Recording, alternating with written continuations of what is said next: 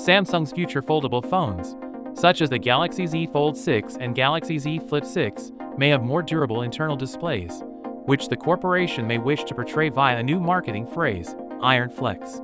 Samsung applied to register the Iron Flex trademark with the Korean Intellectual Property Rights Information Office on January 3rd. The documentation details a foldable OLED display panel for a variety of products, including foldable smartphones, tablet PCs, and wearable video display monitors available through Galaxy Club.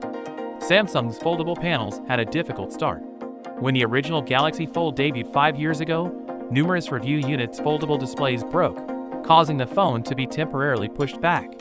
Since then, Samsung has done all possible to improve the longevity of its foldable panels, as well as the public image associated with this developing technology. The current Galaxy Z Fold 5 and Z Flip 5 models are miles ahead of the originals, which were released over half a decade ago, yet many prospective consumers appear hesitant to enter the foldable phone market. It's unclear what Iron Flex signifies, but the name will most certainly be connected with Samsung.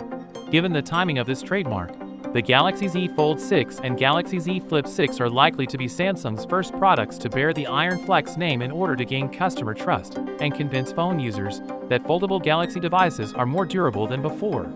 The forthcoming foldable phones are slated to go official later in the summer. Even that time, Samsung has a few non-foldable Galaxy devices in stock for devotees. On January 17th, Samsung will announce the Galaxy S24 series at an Unpacked event in San Jose, California.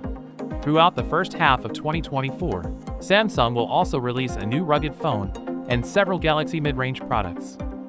So with that being said, let me know your thoughts in the comment below.